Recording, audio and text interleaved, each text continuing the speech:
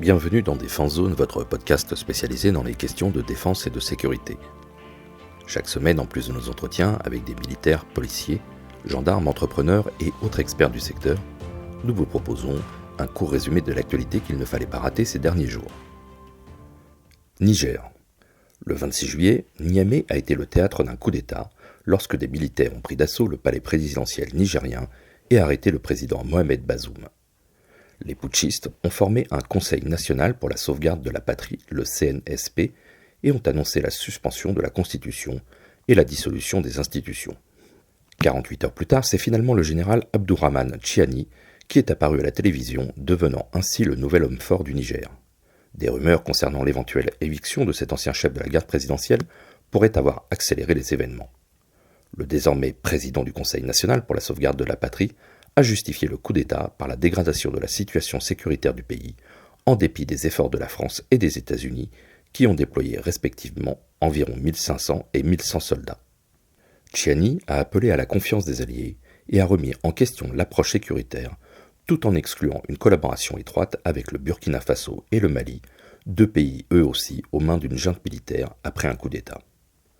Aussitôt, le coup d'État a été condamné par la communauté internationale, qui a appelé à la libération immédiate du président Bazoum et au retour de l'ordre constitutionnel. Depuis la Papouasie-Nouvelle-Guinée, où il est en déplacement, le président français Emmanuel Macron a condamné le putsch et a exigé la libération du président nigérien. La France a également déclaré qu'elle ne reconnaissait pas les nouvelles autorités. L'Union européenne a menacé de suspendre tout soutien financier au Niger et les États-Unis, de leur côté, ont déclaré que le partenariat dépendra de la continuité démocratique. Les putschistes ont immédiatement rejeté ces appels, menaçant de représailles ceux qui s'opposeraient au CNSP. Ils ont également annoncé la fermeture des frontières du Niger, l'instauration d'un couvre-feu et l'interdiction de tout vol vers et depuis le pays, ce qui a valu une première tension entre Paris et Niamey, cette dernière accusant la France d'avoir fait poser un A400M depuis la mise en œuvre du décret. Ce coup d'État au Niger pourrait avoir de nombreuses conséquences, tant pour le pays que pour la région.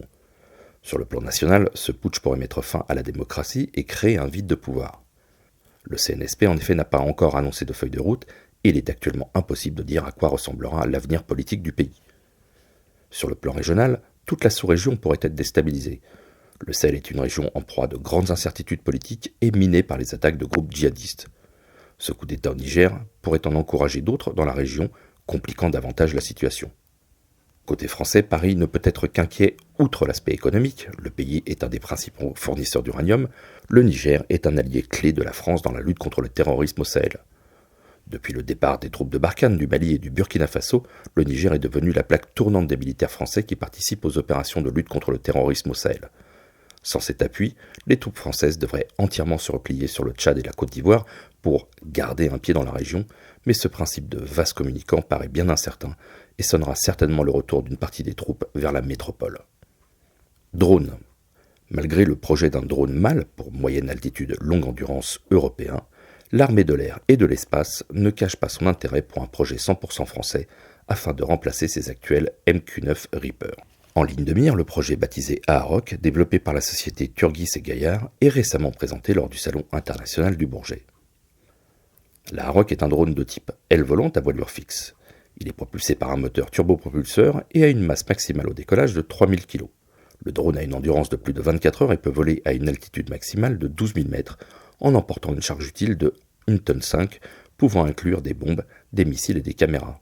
S'il est contrôlable à distance, l'Aharok est aussi capable d'évoluer de manière autonome grâce à des systèmes de navigation et de guidage avancés.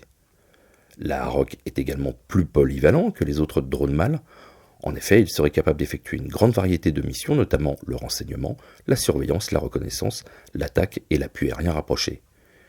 Il peut également être utilisé pour transporter des charges utiles spécifiques, telles que des drones plus petits ou des systèmes de guerre électronique. Point important pour les aviateurs français, l'Aharok est un drone ITAR-free, ce qui signifie qu'il ne contient aucun composant d'origine américaine. Cela permet aux militaires de ne pas dépendre des entreprises outre-Atlantique pour l'entretien et la réparation de l'appareil. Bien qu'encore en développement, le drone a déjà effectué plusieurs vols et pourrait être apte au service dès 2025, soit plusieurs années avant l'arrivée du projet européen. Ministère des Armées. Le jeudi 27 juillet, le ministère des Armées a dévoilé son rapport social unique, le RSU, pour l'année 2022. Ce document, élaboré par la Direction des ressources humaines, offre une vision statistique des chiffres essentiels concernant les personnels tant militaires que civils, tout en mettant en lumière les engagements majeurs de l'année. Côté effectif, le ministère des Armées rassemble 266 000 personnes, dont une majorité écrasante de militaires, soit 75%. Notons que, avec 17% de femmes dans ses rangs, l'armée française se positionne parmi les plus féminisées du monde. Du côté civil, les femmes représentent 39% des agents et, tous statuts confondus, 39% des cadres dirigeants. Avec 28 500 nouvelles recrues en 2022, le ministère des Armées confirme sa position de premier recruteur de l'État.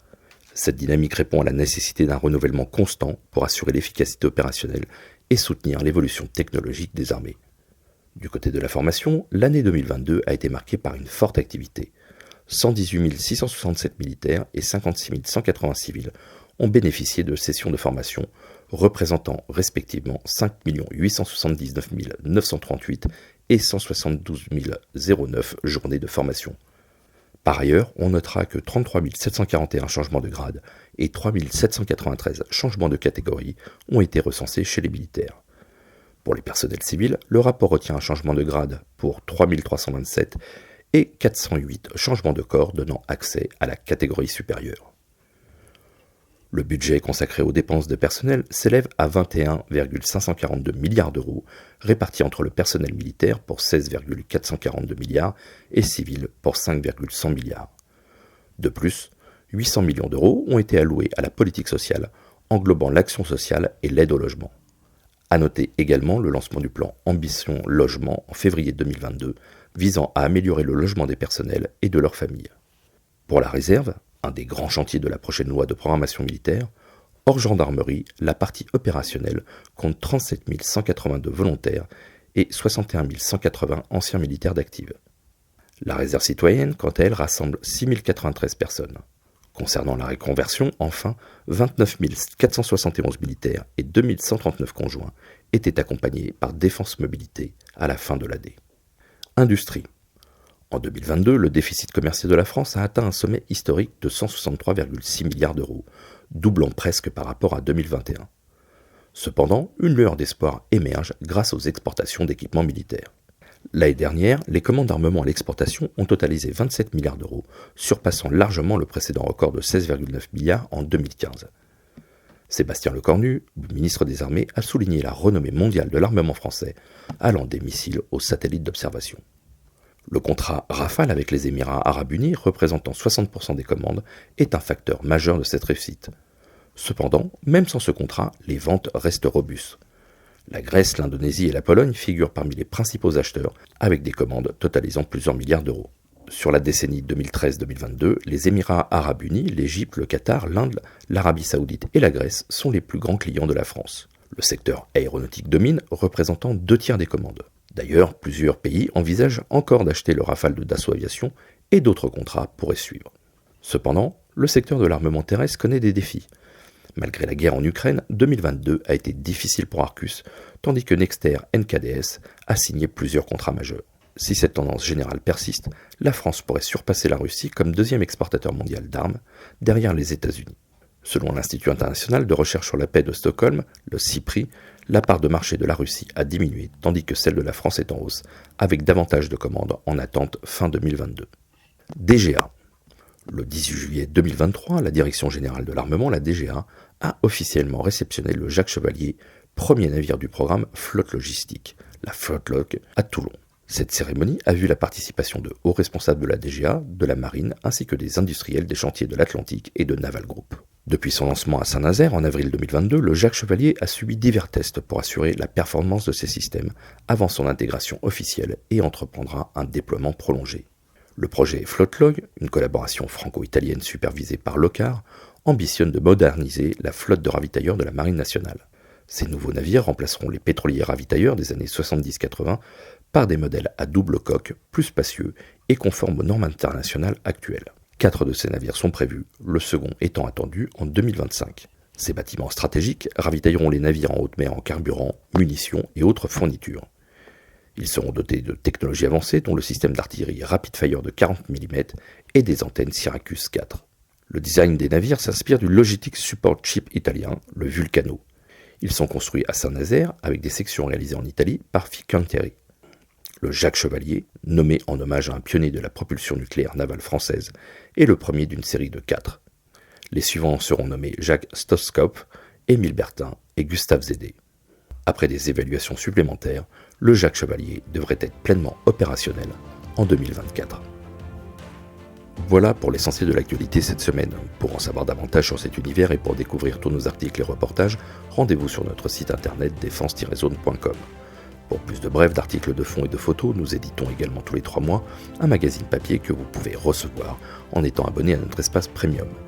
Il vous permettra aussi d'avoir accès à des contenus exclusifs sur nos différents supports. Vous trouverez tous les liens nécessaires dans la description de cet épisode. En attendant, nous vous souhaitons une bonne journée et nous vous donnons rendez-vous la semaine prochaine pour un nouveau résumé de l'actualité des forces de défense et de sécurité.